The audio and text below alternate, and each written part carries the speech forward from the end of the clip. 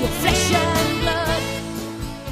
Welcome to Tell Me Your Story. New paradigms for a new world where we're giving you choices and knowledge of those choices to help make your dreams come true. We are here 9 times a week. Sundays at 7 a.m. and 7 p.m., Monday mornings at 1 a.m., Wednesdays at 9 a.m., and Monday through Friday from 8 to 9 a.m., streaming live at all those times at richarddugan.com. We are on SoundCloud, iTunes, TuneIn Radio, Spotify, Stitcher, Player FM, as well as YouTube, where you can watch these conversations. I hope that you will take time to subscribe and click notifications so that when a new conversation is posted, you'll be notified and you'll be able to tune in, listen in, and learn, be entertained and inspired.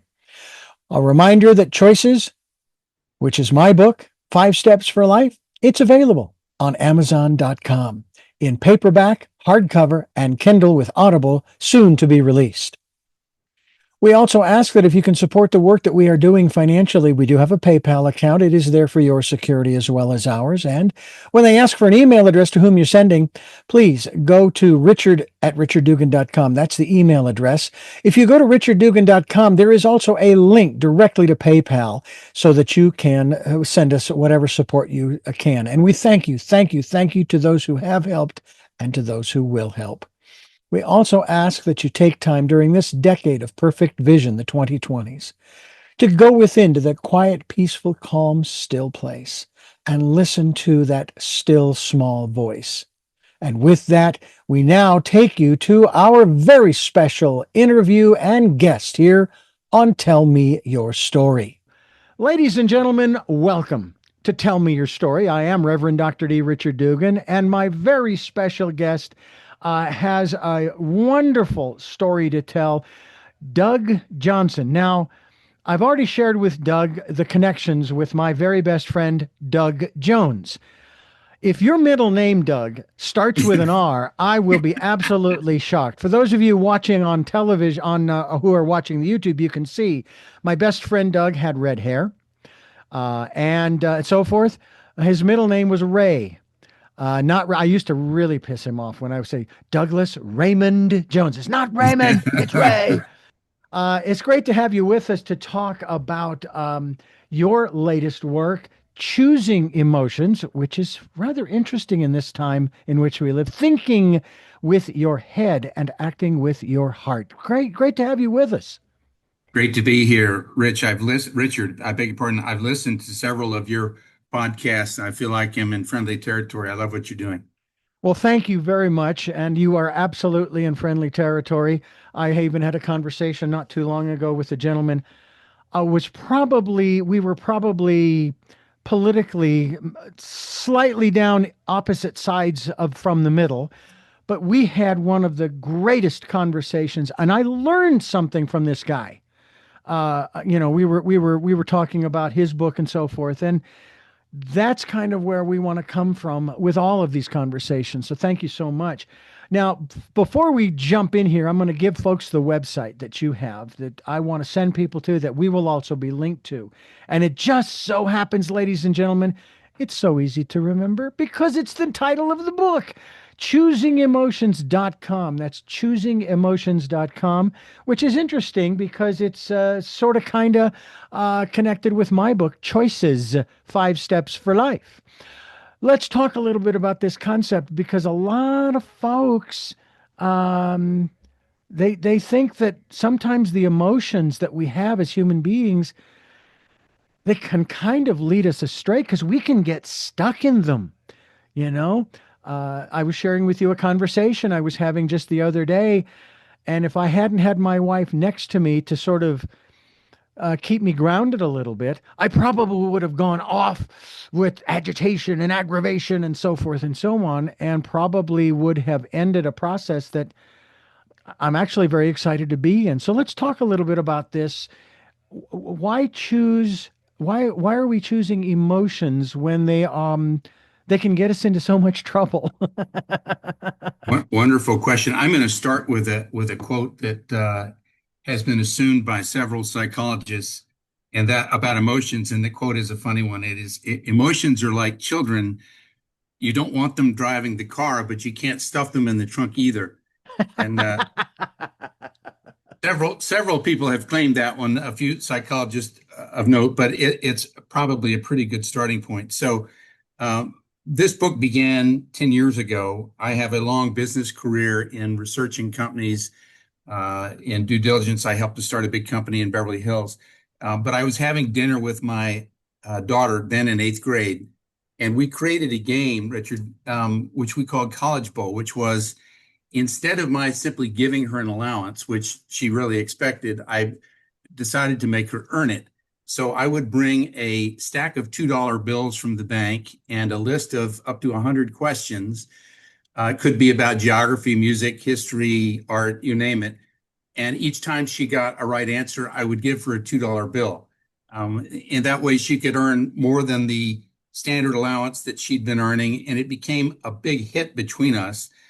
We each looked forward to it. It gave me an opportunity to get to know my daughter a little bit better in her teen years. And it was just fun, father and daughter time. One night in 10th grade, 2 years later, she said, Dad, I want to turn the tables on you. Let me ask the questions. I said, sure, sweetheart. What is it? She said, what is depression? Well, I sort of suspected that she was getting at emotional depression, but I didn't want to go there. So I gave her a business answer about, well, it's a slowdown in business activity accompanied by a decline in interest rates. And she looked at me with a tear sort of forming in her eye. And she said, no, Dad, not that kind of depression, emotional depression. And I was, Richard, sort of dumbstruck. I really knew virtually nothing about it. And so I said, sweetheart, I've got some work to do. So I spent the next 2 weeks at Barnes & Noble online researching depression because I wanted to be a dad. I wanted to be helpful to her. What I learned in that process is what led me to the book. But depression is something, if you look at Webster's dictionary, for example, you're going to find a simple definition, which is an extended period of sadness or words like that. But that wasn't especially helpful. What was helpful was when I jotted down onto Post-it notes certain quotes that I came across from people who'd experienced depression and had survived it. So I'm going to give you 3, which will give you a flavor for this. Mm-hmm. Rollo May is a name you may know from the 50s. He's one of the early self-help writers, back before it was even known as self-help. And Rollo May, who personally survived depression, said this: depression is the inability to construct a future. And suddenly that quote really grabbed me. That wasn't, this is somebody who's down or depressed, but the inability to construct a future. And I thought that was a really powerful quote. So I wrote it down on a Post-it note. An hour or two later, I came across a quote from J.K. Rowling. I'm sure you know who she is, the author of the Harry Potter series. She too had survived massive depression as a young woman. Her quote about depression was, "The absence of believing you will ever be cheerful again is the most unpleasant thing I've ever experienced," which was her description of depression. Then a day later, I came across a third, which I also wrote on a Post-it note, from a writer by the name of Haley Cornell. That's not necessarily a name you would know, but she's a very talented freelance writer. And she wrote this about depression. She said, "Depression lies to you. It tells you you've always felt this way and you always will, but you haven't and you won't." So 3 quotes on Post-it notes, and I decided, what the heck, I'm going to text them over to my daughter, who was in classroom in 10th grade, and she responded within minutes. I mean, she's obviously not supposed to be texting from class, but she did. And she says, "Dad, I'm crying." And I'm like, oh my goodness. I texted her back, "Why are you crying? These are people that survived depression. They've lived happy lives." And she said, "That's why I'm crying. Thank you." Oh, give me that first quote again. I absolutely love that one. That is, boy, So that is Rollo May, spot who on. had master's in divinity and a PhD and a psychologist, but his quote was, "Depression is the inability to construct a future," which is so much more powerful than anything you're going to find in a dictionary. Yeah. I mean, it really grabbed me. Oh, And so this process of my daughter has since graduated from high school and college. She's a nurse. She lives a happy life. She recovered. But the process of defining emotions through the quotes of people who have actually lived them it started then, which is now 9 or so years ago. We went from depression to anxiety to mm, OCD, and then expanded the list to over 250 different emotions, all defined by the quotes of people who have experienced them. So they could be happy emotions, they could be sad, they could be anxiety or whatever. But the process of defining emotions through the experiences of others is really the hallmark of the book, and it's really never been done before. mm. Folks, choosing emotions, it's a first of its kind reference on 272 emotional conditions. We're going to go through all 272 on this. No, I'm kidding. I'm kidding. We might touch upon maybe the top five or top three, what have you. But boy, that, and I've got some quotes. They can be used for people who are feeling depressed and so forth, or for other conditions as well. And they're absolutely not helpful. Uh, just put on your big boy pants. Come on, man up. Get on with it. And those kinds of things. Not helpful, ladies and gentlemen. Not at all. But I do love that depression is the inability to construct a future. Well, we have a future, and it's right here on Tell Me Your Story. I'm Reverend Dr. D, Doug Johnson. Doug Johnson's my guest. He is the author of Choosing Emotions. First of all, where does this fall in your library in terms of how many books you've written? Is this your first? This is my third book. Thank you. And the most recent two of which are both about emotions, but this is clearly the magnum opus, so to speak, of the line. Let me ask you, what is your profession? What has it been over the years before you started writing? Thank you. So a broad-based business background in banking and corporate finance and across the US and Europe. And what's significant there is the common theme of all that is that I was researching either loans or companies to buy. And I'm very comfortable in a scene of digging through new information and getting to the bottom of it. Hmm. About 10 years ago, I began also to become what's known as an expert witness. You probably know just what that is, but I'm hired by some of the most elite law firms in the country to assist them, to help them research their cases and hopefully help their clients win those cases. So I'm pretty comfortable in a scene where I'm digging into something and in front of a jury, I have to be able to defend it to a pretty high standard. Hmm. It was from that sort of research background that I got interested from the dinner with my daughter in emotions. And you may recall Richard in the movie Forrest Gump, where Forrest Gump through the movie is running across the country, and finally one day he stops because he's reached the end. Well, the end for me was 272 emotions, and that's what we covered there. So there are 4,000 quotes from people of all shapes and stripes, all walks of life, every continent except Antarctica, I think. There's no political overtone. There's no religious overtone. Everybody's included, but so many people had, like Rollo May in discussing depression, so many people had really, really helpful insights into what emotions are, and emotions really are life.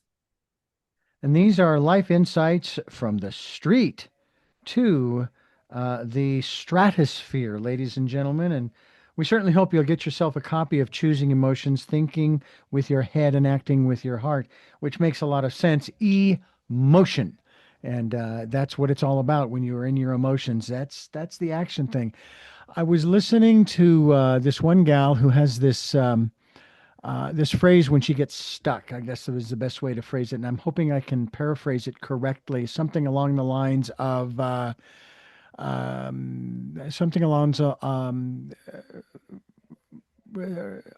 I think and now I take action, that kind of thing. In other words, you've got to, in order to get anything done, you've got to be moving. I know that, for example, from a more spiritual perspective, from my experience, and I've actually gone through this with some people where, they will say, "Oh, I just want to do God's will. And I want God to help me to do this and that and the other thing." And I say, well, what you're describing basically is this analogy to me. You're in a room and you're sitting in this chair and you're asking for something. Okay. It doesn't matter what it is. You're asking for something. Now, this is a room with a door and you're facing the door, which is closed. All right. On the other side of that door is what you're asking for. But what you're asking for is for some supernatural power to pick you up and take you through that doorway to what you want. And it doesn't work that way. A wonderful piece in a movie. You speaking of movies, I guess we're going to go there as well, especially considering the Oscars are coming up, or from this conversation anyway. Morgan Freeman is playing God, and he's sweeping up in this restaurant. And this young gal is sitting there, and she asks him if she could get some more fries and I guess a refill on her drink. He says, sure, no problem. But of course, being God, he knows something's not right. And so he says, are you okay? He says, well, man.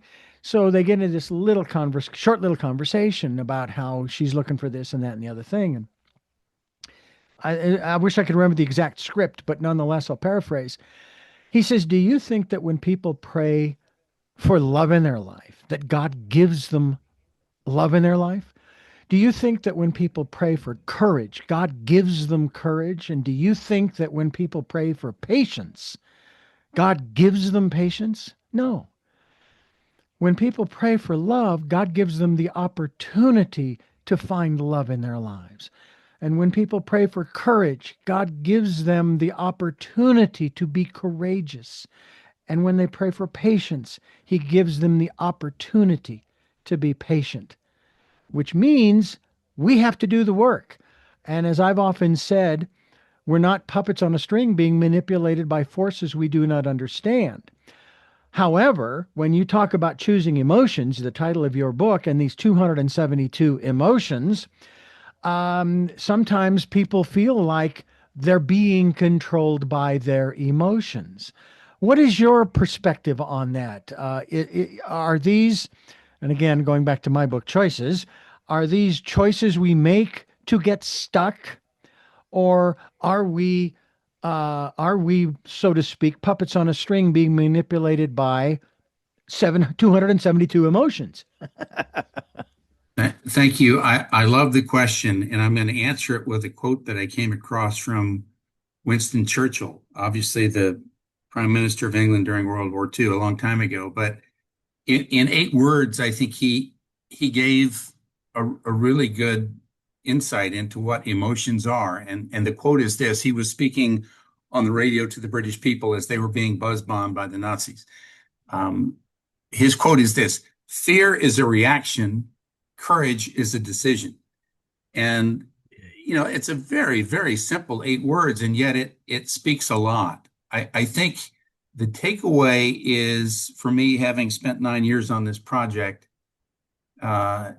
emotions serve as sort of a biological operating system. So to the extent that a computer has peripherals that assemble data and information and feed it to a central processor, the central processor then issues commands. Emotions are just like that for humans. They receive information, we can react to it. Touch a hot stove, you withdraw your hand, but you can also make conscious decisions. And when we're happiest, it's when we're not reacting, it's when we're making conscious decisions. That's why I chose the title, Choosing Emotions. But emotions are both. It's reacting and deciding, and you get to decide. Back in the summer of 25, my wife and I could have gotten stuck in our emotions. Just very briefly, we had to move, and we had to find a new place to live, and we had to pack. And on top of all of that, my wife's health was not doing well. She's doing great now. I'm absolutely fantastic. I just am amazed at the rebound. We're now living up a mile high in Twin Peaks near Lake Arrowhead, California. And apparently the air agrees with us as our bodies continue to adjust. But I got to tell you, when I look back, I'm thinking there were so many times when we could have just stopped and just wallowed in the fear and the anxiety and the depression of the enormity from the other side, as opposed to where I'm at now on this side, of what was before us and the lack, our perceptions of the lack of compassion on the part of certain individuals and so forth. But at the same time, I recognized my wife is not really going to be able to help too much. And she feels really bad about that. She really wishes that she could help me more, to go through this process and assist. And I would always tell her, I said, look, I'll take the moral support. Okay. If that's all you can give, if you can do a little of other things, great. But otherwise, if you can just give me the moral support, I can, I'll gather people who will help and assist in this process. But I don't want you to injure yourself because of your current situation. And as I said, as we began the process and we kept moving and moving, it dragged on a lot longer than I thought. I don't know about you when the last time you moved, but when we started packing, I'm going, where is all this stuff coming from that we're packing? You know? And I felt the same way when we were unpacking and bringing it into our new home. It's like, where is this stuff? Our living room, which is very, very large, it's kind of a combo living room, dining room with the kitchen just off to the side. It looked like an incredibly disheveled Home Depot warehouse. I mean, it was unbelievable. And again, boxes piled 5, 6, and 7 boxes high. It was amazing. But that's what happens to us when huge things come into our lives. I'll just say, circumstances that sometimes we have no control over, and yet we have to deal with them. I don't know about you, but one of those that we have no control over, in one sense, although I suppose you could say there's a group of people in this country who they're basically saying, we're not filing our taxes. We're not paying we're not going to, not this administration, forget it. No way. And I'm just sitting here going, okay, then I hope you're willing to take responsibility for however that comes out. But then there are those of us who are feeling not fearful, but it's like, you know, it would just be a whole lot easier if I just dealt with this, because when I'm done, I'm done. And now I have to do it next year. Okay, but that's next year. This is now get it done and move on. Where do we start? Now, you've got 272 emotional conditions that are in your book, which is choosing emotions. And I want to talk a little bit about some of those in terms of where we start. But first, we start here with letting our listeners and viewers know you are listening to and watching Tell Me Your Story with Doug Johnston, author of Choosing Emotions, and yours truly, Reverend Dr. D, here on Tell Me Your Story.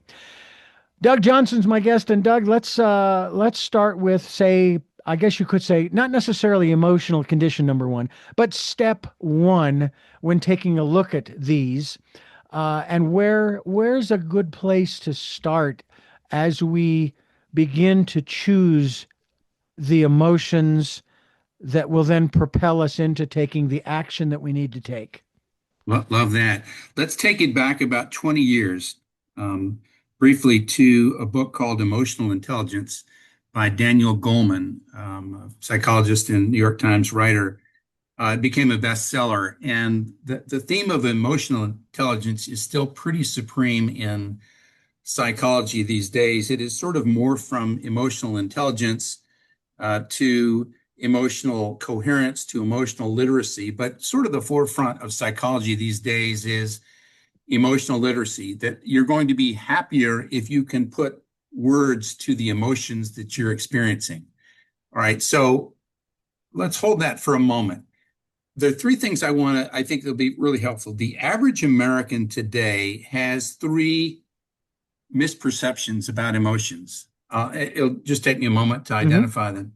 The average American thinks that there are between 8 and 28 emotions. That's misperception number 1. Certainly hundreds of them in the low hundreds, but in the hundreds of emotions. but the average American thinks they're just very few. Mm-hmm. The second misperception from the average American is the average American thinks that emotions are sort of episodic. Yesterday afternoon, my wife was angry. This morning, I was curious. Last week, my boss was mad. But the average American generally thinks that emotions are separated by relatively normal bouts of rationality. But occasionally you might get angry or joyful or whatever it is. The reality is emotions are continuous all the time. Even when we're dreaming, they are our navigation device. So what do I mean by that? If you're sitting alone watching TV and you're bored, you say, well, I'm bored. I'm going to get up and see what's in the kitchen. Mm-hmm. So you shift to curiosity. What's in the kitchen? You see the refrigerator and you go, aha, interest, enthusiasm. You open the refrigerator door and you go, bingo, excitement. There's the goodie that I left yesterday. It's still there. And then your cell phone goes off and you're annoyed because you got interrupted. You hang up on the telemarketer and you finally experience satisfaction, which is that you get to eat your favorite goodie, and then you return to boredom. You decide, well, I'm going to call my friend. My point is that you are constantly changing from one emotion to another, and it's helpful to understand that. The third issue that's widely misunderstood is that the average American, I think, Richard, you probably agree, the average American regards emotions as inferior to logic. That if we're operating at our very best, we should be rational, logical creatures and not emotional creatures. But that flies virtually 100% in the face of well-known mainstream science, which is that emotions are the foundation of logic. I have a whole slew of Nobel Prize winners, neurolinguists, neuroscientists, psychologists, psychiatrists, engineers, who all are in virtue unanimous agreement that emotions are primary. You can't have a logic or reason without emotion. Well, that's a subtle issue, but it's a very different one. And so to go back to Daniel Goleman and the topic of emotional intelligence, now emotional literacy, it's really, really, really important to your happiness to be able to name what you feel. Mm-hmm. And there's another UCLA psychiatrist, Daniel Siegel, who came up with a wonderful short quote, which is name it to tame it. If you are struggling with something, it may be because you don't have the words to describe it.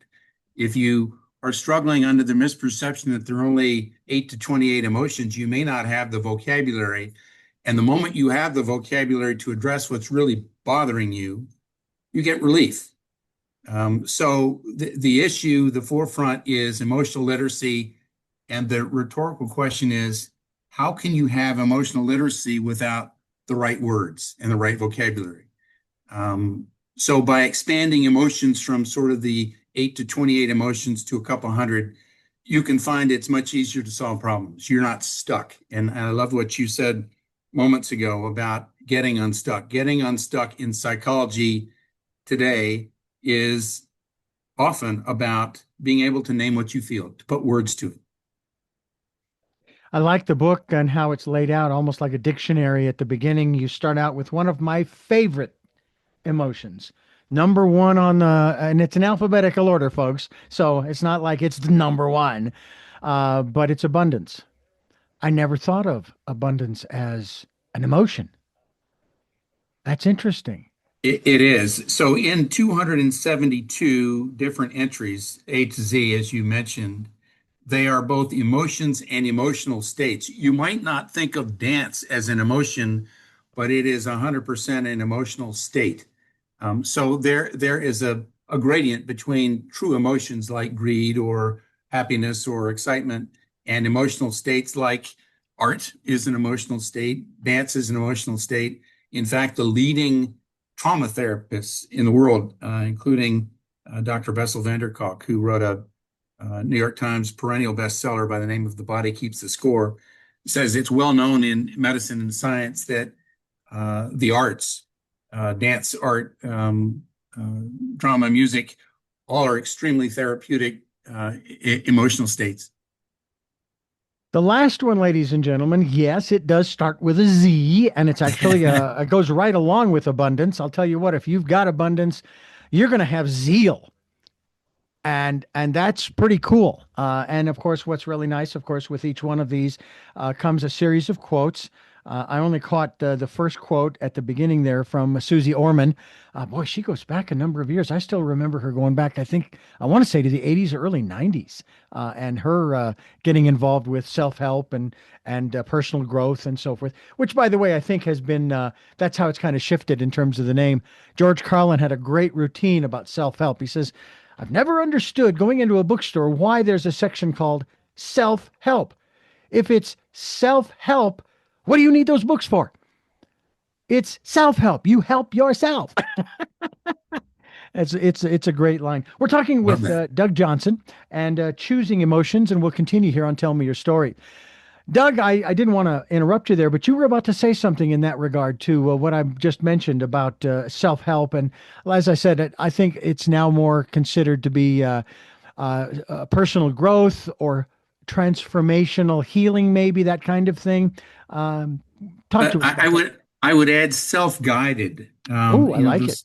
The self-help genre is sort of overworked in a way, self-guided. And so the book is really, you can read it 5 minutes at a time or an hour at a time. You can pick an emotion that's, perhaps you're having an emotional emergency.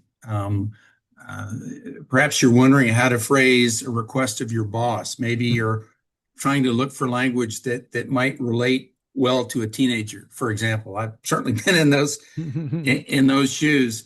What we've done, what I've done in the book is to do justice to an emotion, you need to look at it two ways, one of which is the standard subjective way. Mm-hmm.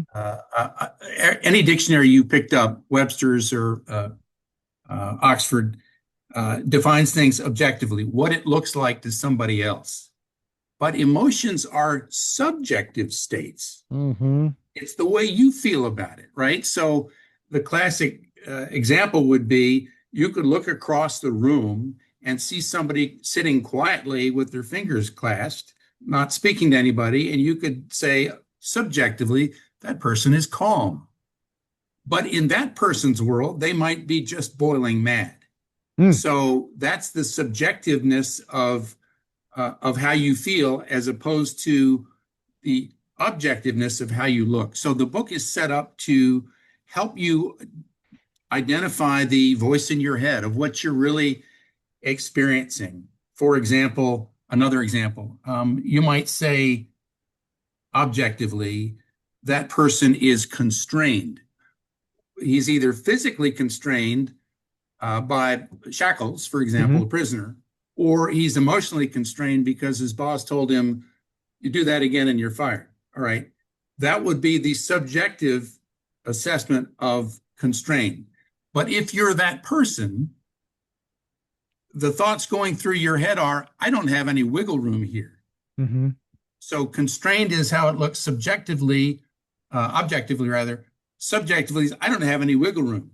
If you're a troublemaker, you might say that person over there creates upset.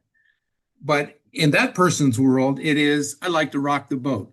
So you get the sort of the street parlance, the heart-based phrases that are part of the book. It is both objectively how it looks to others, but very much more importantly, subjectively, how it feels to you. Walking on eggshells is the way it feels to you. To somebody else, it looks like you're being cautious. But they're two different dialogues that need to be explored to understand an emotion, and it's a ton of fun to do it. It's interesting when you bring that up because that phone call that I took yesterday while we're doing laundry at the laundromat, I had mixed emotions because on the one hand, the conversation that I was having and the process I was going through and the experience that could develop from it, I'm going, I don't want to lose this opportunity. At the same time, and I focused down on the conversation with the individual and where we were going, I was really annoyed and aggravated, and a little peeved and so forth. And I wanted him to give me what I wanted. And again, as my wife is sitting next to me and she's got her hand on my knee and she's kind of squeezing it or tapping it or what have you, just kind of keeping me grounded, as it were. That was sort of an unspoken reminder. Hey, remember what it is that, I mean, you weren't even in this process 4 days ago. This didn't even exist. So you have nothing to lose and certainly everything to gain. But even if you lose this, you really haven't lost anything because it wasn't here 4 days ago. So just bring it down, calm down. Well, So pardon me. please go I ahead. love this. Pardon me for interrupting you. I love the suggestion of mixed emotions because it's where so many of us get stuck. Hmm. It is, wait a minute, it is entirely okay for me to be happy with my wife, unhappy with my boss, and curious about my kid. You can hold all those three things in the same day in your head just fine. Hmm. Uh, but where your boss is about to give you a promotion, for example, and you're worried about a coworker, you might have mixed emotions. That's Yeah. okay. And what can be very helpful about it is saying, you know what, I have mixed emotions. You might even say those words out loud. I Yeah. am happy that I might get a promotion. I am unhappy with my coworker who might be trying to undermine it. Hmm. Even the simple acknowledgement that it's okay to have mixed emotions is helpful. Very I, helpful. I yeah, I need to ask you this question. It popped up in my head. I've been watching all of these little reels on Facebook, and I love. I kind of like the algorithm that I'm sort of stuck into because it's throwing up these different little scenes from Star Trek, the original series, Next Generation, occasionally from one of the movies. And this is kind of where this question comes from, not so much one of the specifics, but which is better when regarding choosing emotions? And again, the whole aspect of thinking with your head and acting with your heart. Which is better?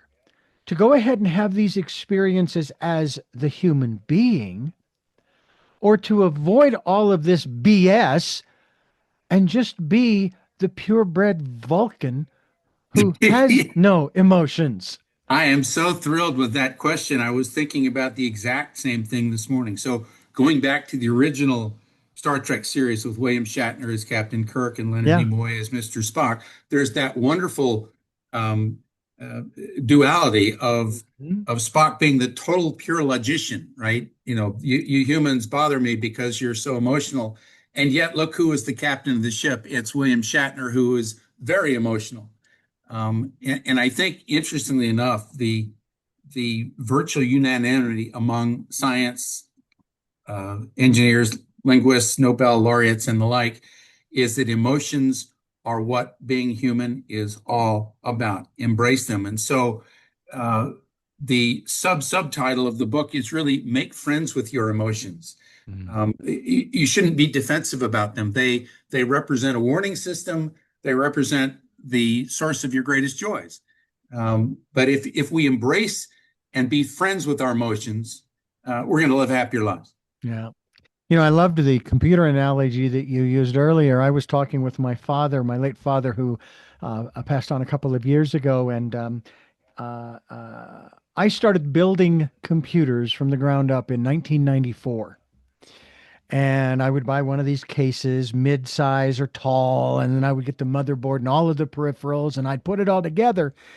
And it was easy for me from the standpoint that as a kid growing up, I used to build models.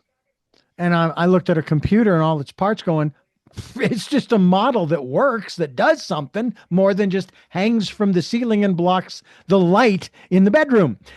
Um, and I would share with my father, I said, well, a computer, is not that much different from a human being's brain. The only thing that's missing, of course, is emotion. And some are saying, well, maybe we got that now with AI. I don't know. But that aside, What was so fascinating to me was that the process of learning how all of the different peripherals fit together, what you could use and what you couldn't. And then there was this one word that I learned that really irritated the daylights out of me, and that was proprietary or proprietary. And that is if you have a computer that is, let's just throw a name brand out, compact, you Sure. can't put a Western Digital or a Dell hard drive into a compact. It won't work because a compact only can use compact hard drives, which is similar to you have a PC as opposed to an Apple.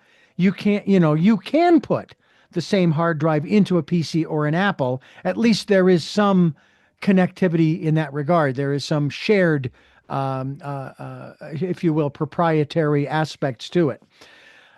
As far as human beings are concerned, however, the peripherals that we have, yeah, we have arms and legs and a head and so forth.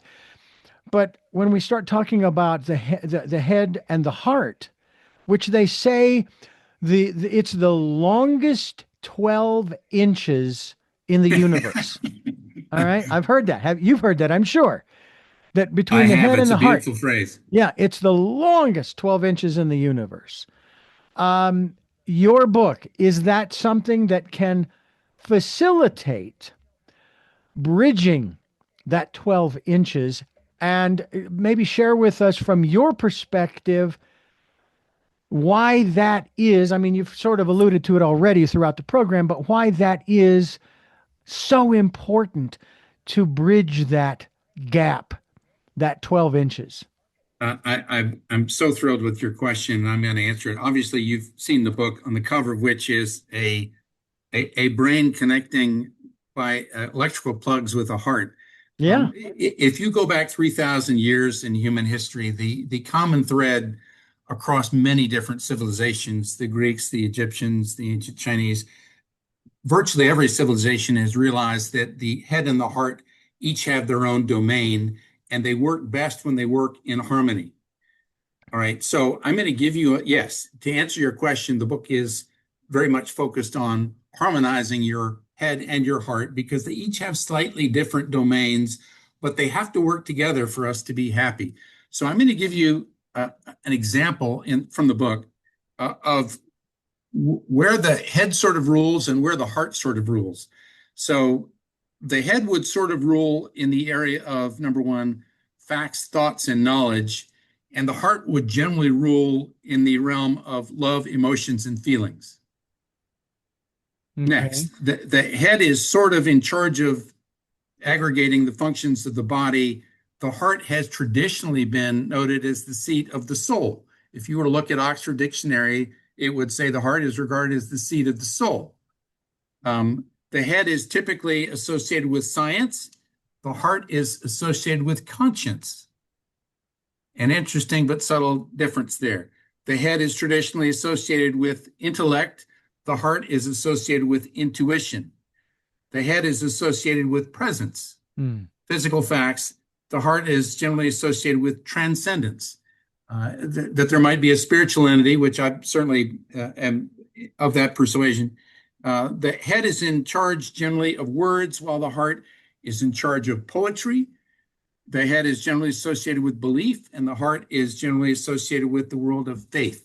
So I've sort of outlined the different primary domains between the head and the heart. And yes, it's all about harmonizing.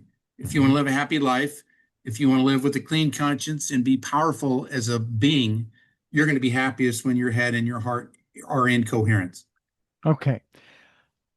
However, first of all, it probably was not your decision. I don't know that I would have used the colors blue and red in this day and age, but hey, you've different. Duly noted, Richard. You've differentiated though with the brain. You've got a left brain and a right brain. All right. So now we have, in a manner of speaking, we have three peripherals here. All right. We've got the heart. We do have the brain, but the brain is split. And one side of the brain does one thing more logical. that's very logical. And the other side is more of the creative, if you will. Help us to understand the dynamics in that regard. Well, thank you. I'm not going to get into the function of the different hemispheres of the brain, except to note what you said, that there is a difference between the left brain and the right brain. I would, for purposes of this discussion, talk about the brain together, and that the heart and the brain each, not many people realize, Richard, that the heart has somewhere in the range of 40 to 50,000 neurons. It actually thinks. We think of our brains as having the most neurons, and they do, but the heart has neurons. It thinks, it sends thoughts to the brain, it sends actual signals to the brain.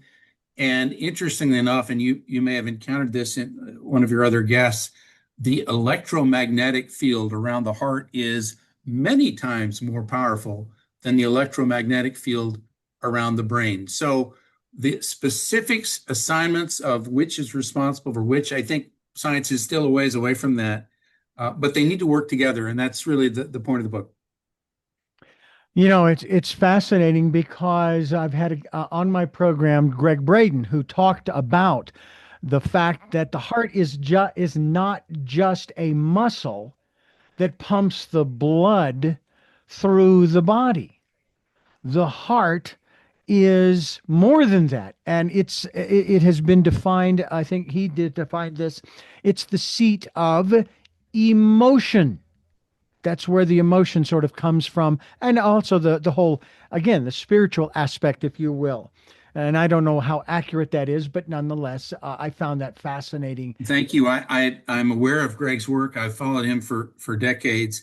I would echo that to a degree. In virtually every culture, the heart is regarded as the seat of emotions. How did that happen? All these cultures, the Incas, the Mayas, the Egyptians, the Chinese, in various continents, how is it that everybody agrees that the heart is all about emotions? It's a common thread. Yeah. What's fascinating is we can reach that level of agreement, but for some strange reason, we can't seem to get along politically, religiously, economically, educationally, on all those other fronts. But there you got this agreement that, yeah, okay, there you go. I want to ask you a question in regards to something that you mentioned very cursorily, that is very significant from my perspective. But I'm going to do that as soon as I remind you that you are listening to and watching the program that brings you new paradigms for a new world, choices and knowledge of those choices that help make your dreams come true. And it's Tell Me Your Story. Tell Me Your Story is the program, and we dive into a lot of very interesting realms. And today it has to do with the head and the heart, and that distance, that chasm, that they say 12 inches. I've never actually measured it because I'm not sure where they start with the head because it's kind of big. Maybe it's the brain, and so it's up higher. And it's the longest 12 inches in the universe. We're talking about that. But I want to ask you not only about the spiritual ramifications of all of this, but something we promote on this program regularly. And we started doing it in 2019, September. Started out with the year of perfect vision upcoming, 2020. When that was over, it was the decade of perfect vision, the 2020s. And what we did was we asked our listeners and viewers to spend some time going within to that peaceful, quiet, still, calm place. Sometimes if you, in the Bible, it refers to going into your prayer closet, or closet, if you will, and listening to and following the promptings of that still small voice. And again, it goes by many names by different people. What is the significance, the importance, the relevance of doing that in this context? In every culture, in every civilization, the heart is what you go to in your private moments. No question, you're sitting alone and you're using your brain. But when you talk about having a heart-to-heart conversation, that's the most meaningful one you're going to have. But to answer your question, the key to all of it, the key to aligning your head and your heart is having the words to do it. Mm-hmm. And if you don't mind, I've got four or five quotes from people that I would think your audience would want to hear Hmm. on this topic. So I'm going to start with Niels Bohr, who was the atomic physicist. He's also a Nobel Prize winner. This is a quote from Niels Bohr. Uh, what is it that we human beings ultimately depend on? We depend upon our words. We are suspended in language. That's an awfully important support for the importance of words and language. Ludwig Wittgenstein, who has passed away years ago, but known for his work in the philosophy of language. Here's his quote: "All I know is what I have words for." Noam Chomsky, a name you probably know, who is the father of modern linguistics. He's in his 90s. He lives in Brazil these days, but he taught at Harvard and elsewhere for many years. Here's his quote: "Language etches the grooves through which your thoughts must flow." Daniel Siegel, the doctor, name it to tame it. The common thread of all of these is the importance of language. Mm. Some incredible people, to say the very least. And what's interesting sometimes is a lot of times we may not remember what they did, like the two gentlemen you just mentioned, but a lot of times we'll remember their quotes. And I'm hoping people will remember also a quote that there's always a workaround. All right, you're never stuck. Now, that's my quote because I was working with the computer and I was trying to accomplish a task and trying to get something to work, whether it was electrically as far as the peripherals or in the program. Why can't I make this look the way I want or sound the way I want? Why isn't this happening? Why isn't that happening? And I always look for a workaround and I find it until I can get shall we say, I got to go to plan B, C, or D. But eventually I figure out, oh, that's why plan A wasn't working. Oh, okay, got that fixed. Now I can use plan A and then move on. To me, that's also the same case with us as human beings. I have to tell you that my experience in the last year with this process that my wife and I went through, we were renting for nearly 20 years in Santa Barbara. All right. So my thinking was, along with all of the emotions going on, well, we got to find another place to rent. Let's see if we can find some landlord that will allow us to move in there and rent and see if we can get the same or less rent. But we had been putting out to the universe, we need a place to live. All right. Not a place to rent, not a place to buy, a place to live. And so we put that out there. And then the next thing you know, first of all, we pre-qualify for an enormous amount of money. I couldn't believe it. And then we find a place that we really like. And it's like, okay, then we'll move and we'll buy. Wasn't at the top of the list, wasn't plan A, but it'll work. And I think that's one of the things too. It's like that quote once again that you quoted at the beginning, having to do with fear, is what is it? The inability to construct a future. Depression is the Depression. inability to construct a future, right? Yeah. And again, we could have gotten stuck in the depression of knowing what we had to do, but being so depressed and even fearful for that matter that we'd be evicted and the sheriff would come here and throw us out onto the street and our animals, what are we going to do with them? And the list goes on. Or we work through it. Is that something also? That's another one of those wonderful sayings. You can't go around it. You can't go under it or over it when it comes to our emotions. You have to go through. Wonderful. But yes, the way out is the way through, and the way through is to have the words to help you. Okay, so and we can get those words from a lot of different places. Dictionaries, one, obviously, or we can go to choosing emotions, thinking with your head and acting with your heart. Life insights from the street to the stratosphere. Now, I'm curious. I know where the streets are. I could not actually say that I went to the school of hard knocks, i.e., from the streets necessarily. but it's sort of unofficial education. I'm not going to get a diploma at the end. How'd you come up with going as far out as the stratosphere? Because that's big. That's huge.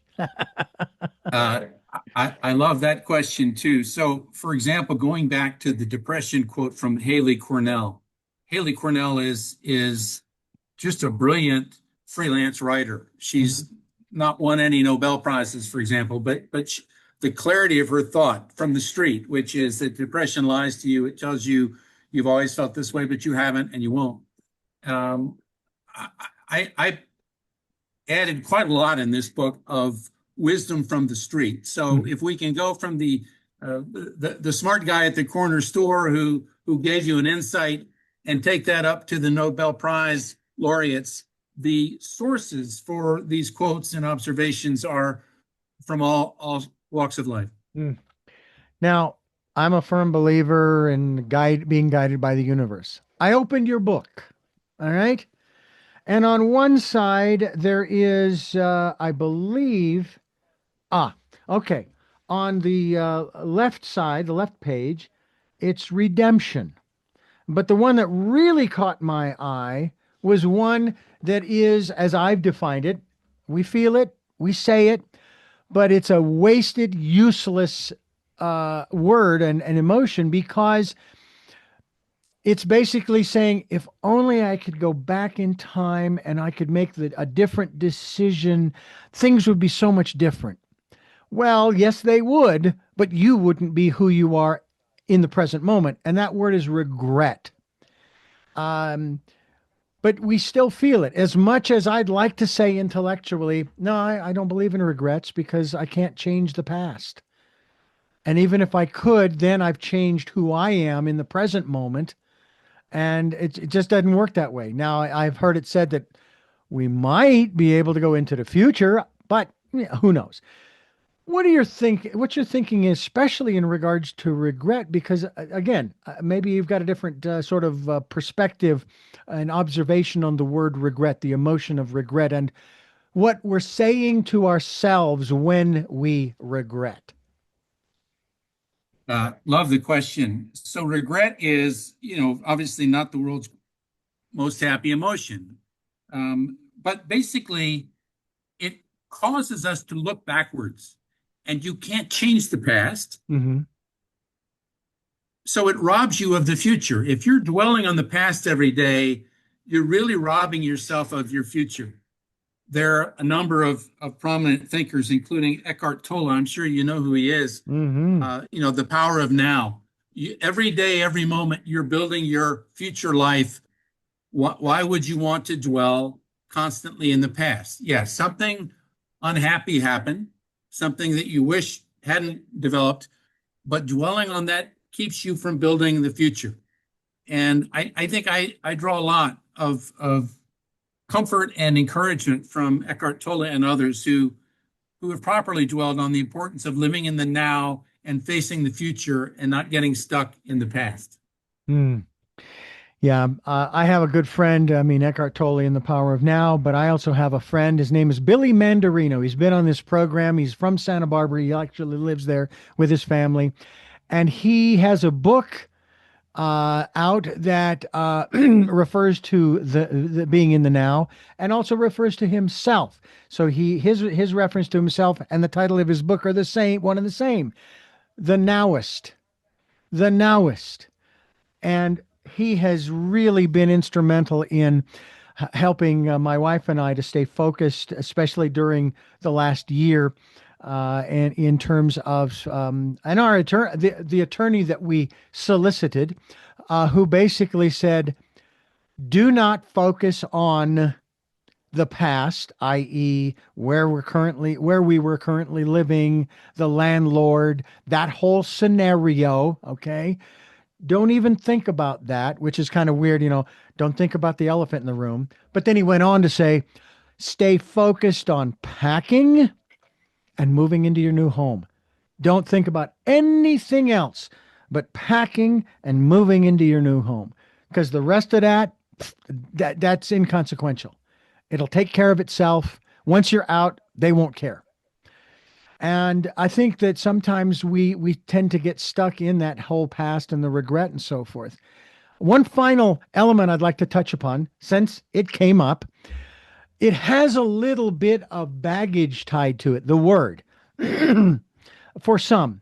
Um, and you might say it has sort of a religious overtones, and that is redemption. Now, this is only coming from my perspective as I have grown. I'll be 66 in June, and I've been around a little while.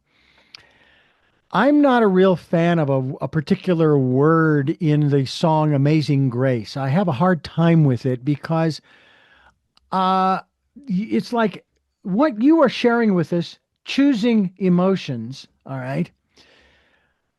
It says that we have the power, so to speak, okay, to move through these things.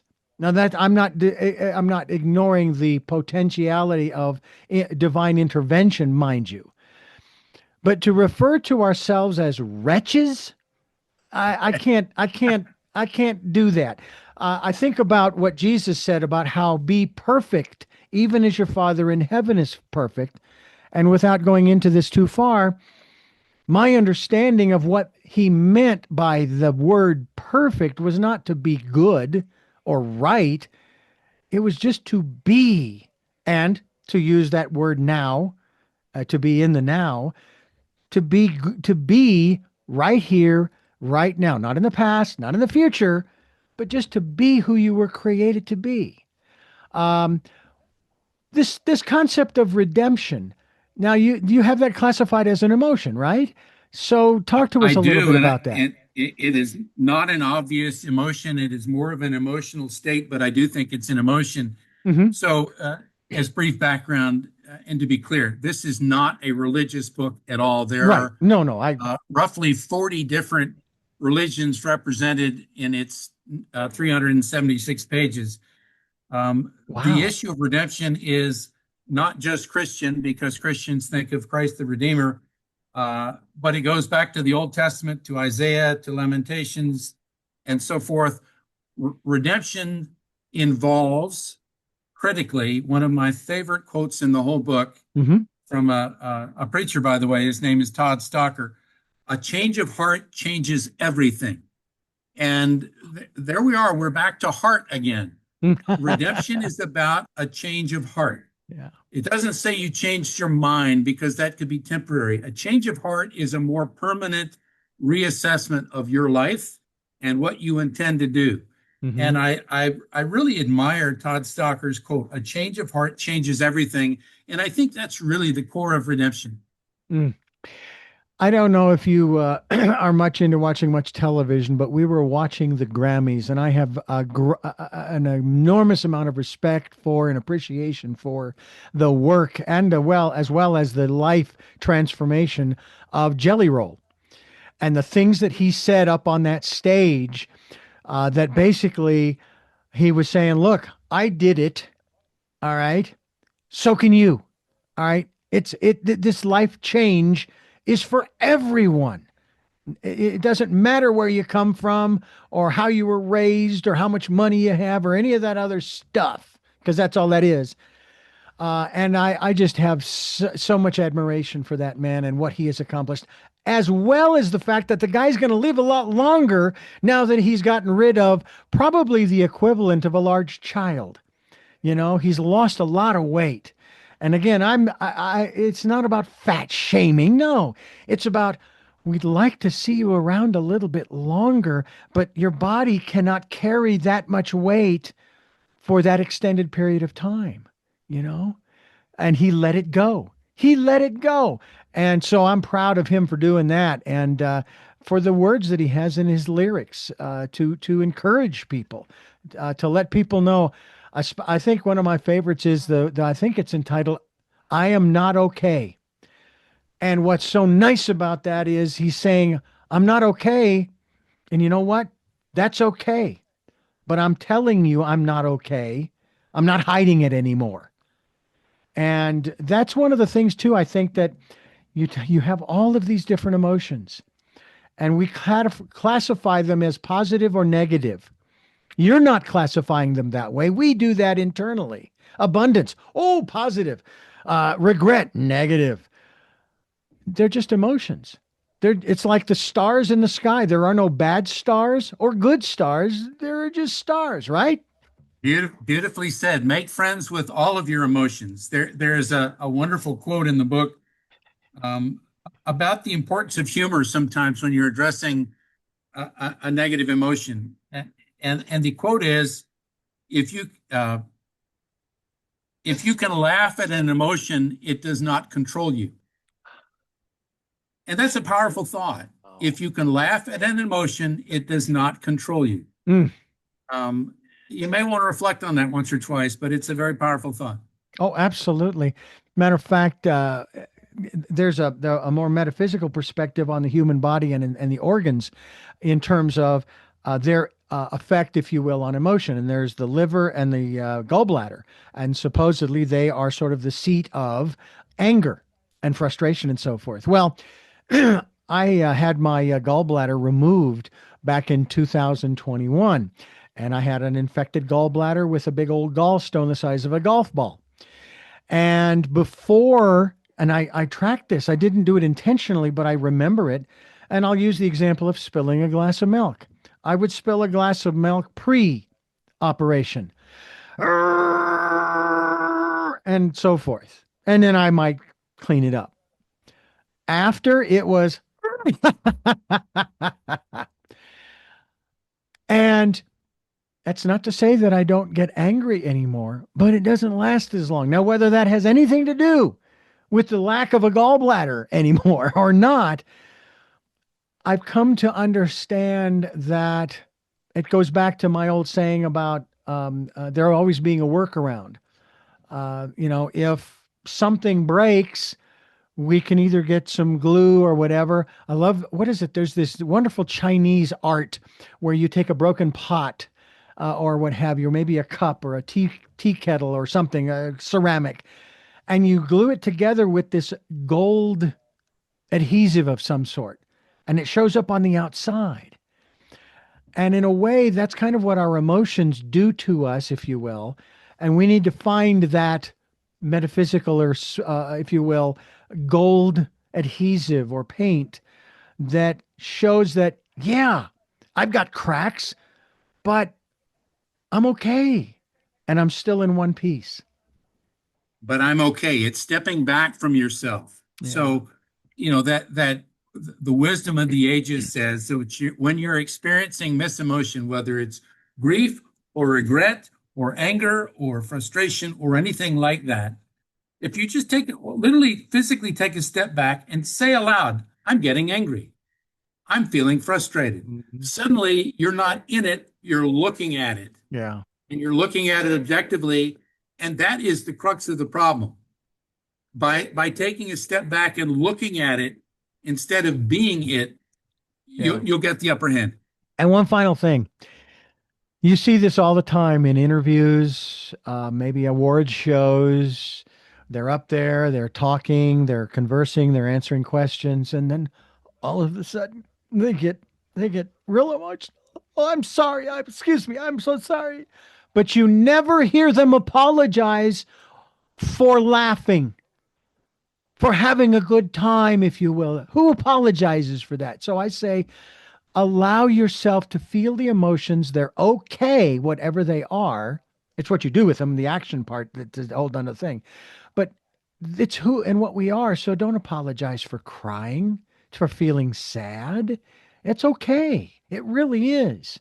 I mean, I still remember after my father's passing, I was in the shower and boom, it just hit me. Whammo. And I must have been in there for 5 or 10 minutes, just sobbing away, missing my dad. But I didn't apologize. And I was by myself, but again, even if I had me, I wouldn't have apologized. That's what we do, especially when we're grieving. By the way, is grief in the G section there? Is one of those emotions? Grief is in the G section, yes. And there's some wonderful quotes about grief from people who know. Mm-hmm. I encourage you to take a look. One of them is from Queen Elizabeth II. Grief, here's her quote: grief is the price we pay for love. Yes. And, that's a very elegant uh, expression. I greatly admired that. Yeah. I don't know about you. We've had pets over the 20, what is it? It's almost 30 years, 28 years that my wife and I have been together. It's actually 28 years this month. And the number of pets we've had, and every time we get another pet, I know that ending will come someday. And I don't dwell on it, mind you, but it's the totality of the relationship that we have had that I focus on, not the ending. But when we get to the ending, it's what you just said, what Queen Elizabeth II said. That's the price of admission, because we know it's going to happen. Now, how do we avoid that price? We don't connect. And who wants to live like that? Yeah. I don't. No, into every life some rain must fall. I know you've heard that 100 times in your Yes. life. It's really true. Yeah. Embrace all of that. There's a It time to is live, and what being a human is. there's a time to live, and there's a time to die. There From is. Ecclesiastes, absolutely. Doug Johnston, my guest here on the program. And once again, his book at the website is choosingemotions.com. Thinking with your head and acting with your heart. It's life insights from the street to the stratosphere. And it's actually, now you're, okay, you have an R in your middle name, but it doesn't start your middle name. I'll take it just the same. The synchronicity Thank you. there. It's not Ray like your childhood friend. It's my middle name is Earl, but it does have an R, as you said. Absolutely. Well, it has been a great pleasure to chat with you about all of these different things, and to hopefully help people to move forward. And I hope they will get a copy.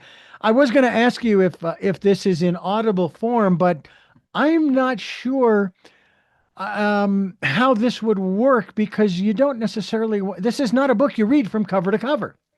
Thank you. It is not a book you read from cover to cover. It's a book best digested 5 minutes at a time, and then simply sitting with, if you had the opportunity to have 1,800 of the world's most accomplished people. They could be Nobel scientists. They could be people at the corner store. I'm not ascribing economic wealth to any of them. But if you had insights from 1,800 of the smartest, most experienced, thoughtful people in the world in your camp, wouldn't you use it? Of course you would. Yeah. You don't have to fight every battle alone.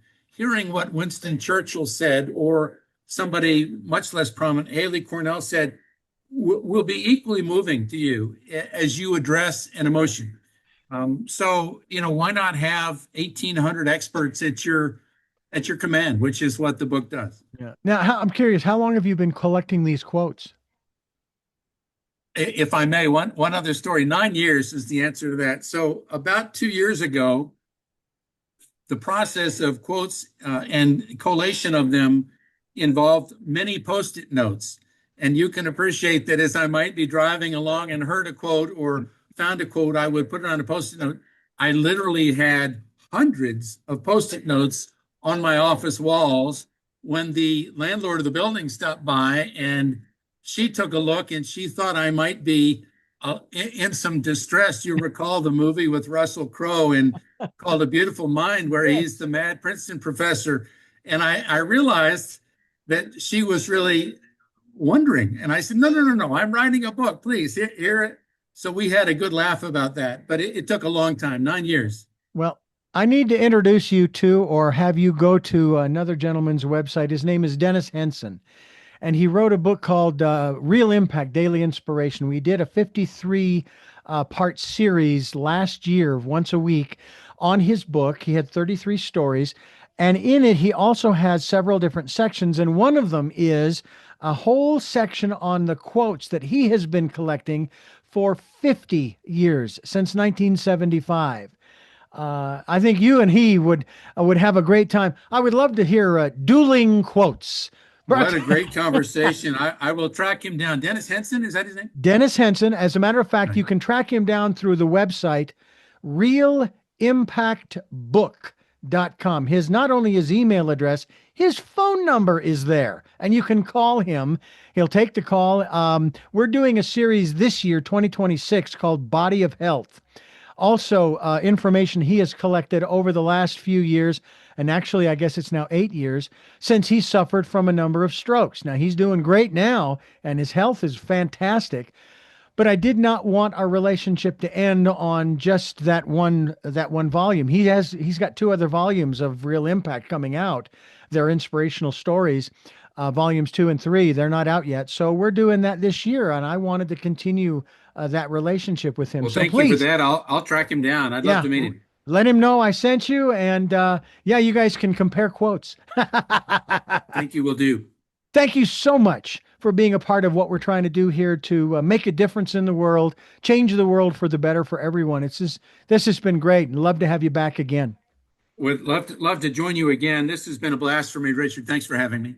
I have 3 final questions I want to ask you that I ask all of my guests.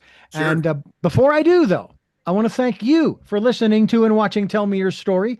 New paradigms for a new world. We're giving you choices and knowledge of those choices to help make your dreams come true. We are here on Sundays at 7 a.m. and 7 p.m., Monday mornings at 1 a.m., Wednesdays at 9 a.m. with our special edition of Tell Me Your Story with Lumari from lumari.com, and Monday through Friday from 8 to 9 a.m. That's 9 different programs, 9 different guests, 9 different conversations, streaming live at all those times at richarddugan.com. We also hope that you'll check out the podcasts of these programs. The radio broadcast is only a certain length, but we have the entire interview, and some of these go an hour, sometimes an hour and a half. It's all depending upon the guest's availability. And the podcasts are on SoundCloud, iTunes, TuneIn Radio, Spotify, Stitcher, Player FM, Blueberry, iHeartRadio, Amazon Music. We are on YouTube and now on Rumble with the video cast. So hope you'll subscribe and click notification. Please go to Amazon to get a copy of my book, which is Choices, 5 Steps for Life. And also, if you can, leave us a tip. Any financial contribution is greatly appreciated. Our tip jar, sitting on top of the metaphorical piano, is PayPal. And we have links to both Amazon and PayPal at richarddugan.com at the top of the homepage. And finally, we ask that you take some time, as we mentioned earlier, to spend some time going within to that quiet, peaceful, calm, still place and listening to and following the promptings of that still, small voice. With all of that being said, we move to our final 3 questions for a very special guest. And I am going to ask it this way. The first question has to do with, or is, who is Doug Earl Johnston? I am a loving dad and a diligent researcher who has found a passion in researching emotions.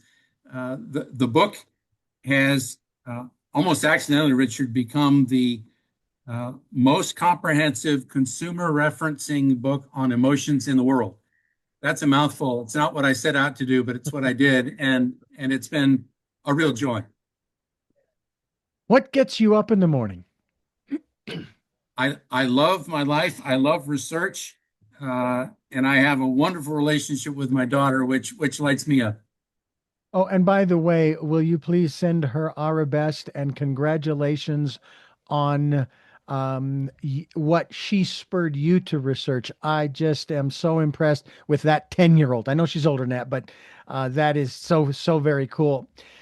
Final question is a movie reference. This will be the 3rd one in this program.